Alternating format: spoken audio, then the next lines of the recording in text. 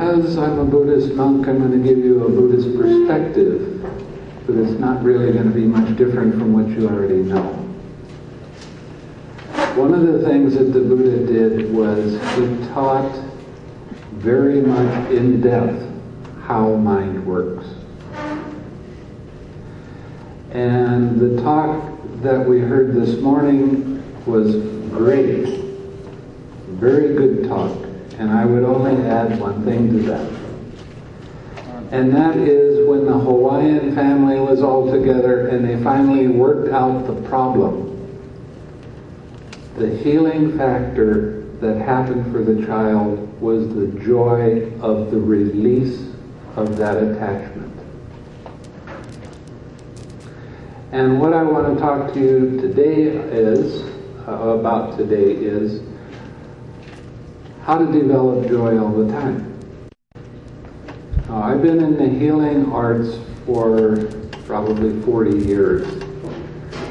And 20 years ago, I had to make a decision on which path I wanted to follow for the healing. Whether I wanted to be a hands-on healer or I wanted to do the next level of healing. And I decided that I wanted to do the spiritual healing. So I became a Buddhist monk. And I studied very hard and I practiced a lot of meditation. I hear people that are teaching meditation now and they said, oh, I did one 3-month retreat and it was really something and now I can teach. And I've done 12 or 15 of those. And I did an 8-month retreat in Burma, very intensive, getting up at 3 o'clock in the morning, meditating till 11 o'clock at night. The last 3 months I was there, I was going to bed at midnight and getting up at 2. So I've done a lot of very intensive meditation. What I found out later, after I got out of Burma, I also did a 2-year retreat, which was about as intensive. Intensive means I didn't talk to anybody but the teacher.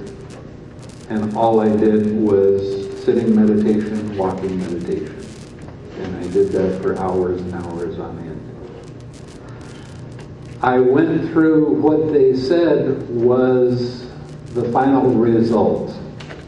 And I was not satisfied with that. So I left Burma and I came back and I did an 8-month, fairly intensive. This was only about 12 hours a day. So it's very intensive meditation. But I did it with loving kindness meditation, not with the vipassana or the one-pointed kind of concentration that is generally being taught in the world today. When I got done with that, I was invited to start up a monastery in a suburb of Kuala Lumpur. And they asked me to start teaching loving-kindness meditation. Now, almost everybody in Malaysia that was practicing meditation, they were practicing a form of meditation called vipassana.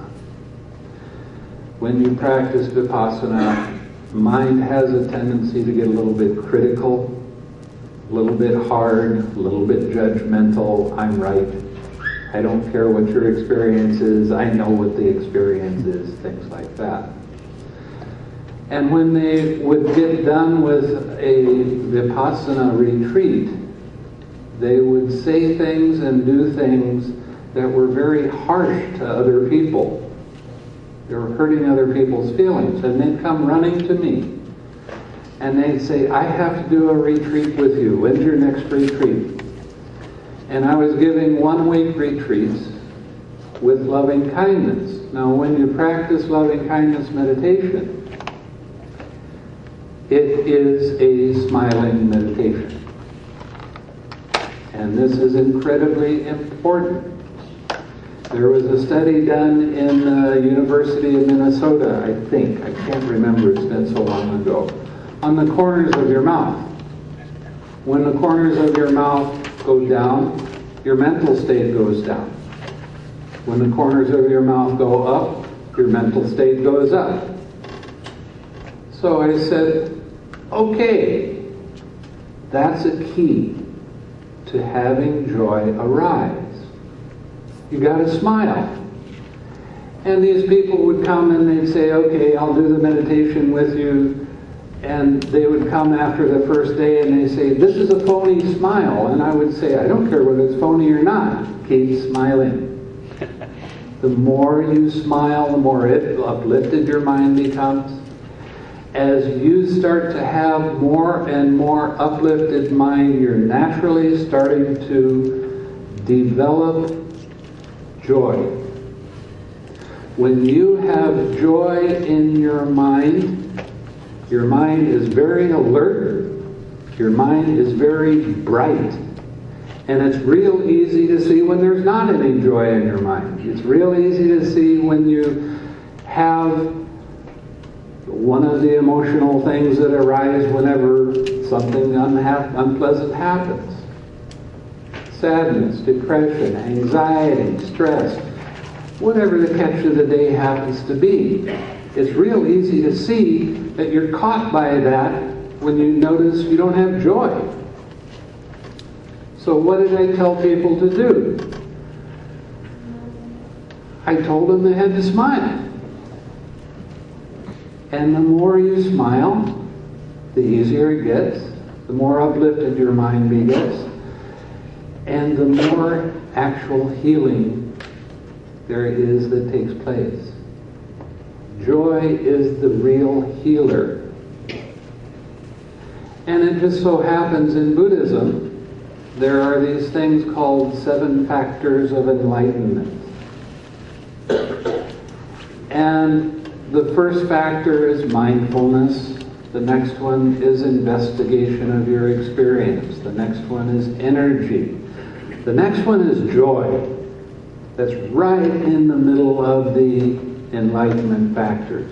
After that, there's tranquility, there's collectedness, and then there's equanimity. But for our purposes here, we want to focus on joy. Why is joy right in the middle of that mess? Because that is the balancing factor between putting too much energy into trying to control things and not enough energy into trying to control things. The more you see joy arise in your daily activities, the more magic you can manifest. Why? You going to worry about something? Do you have joy in your mind? No room. We have a chat group for meditation, basically.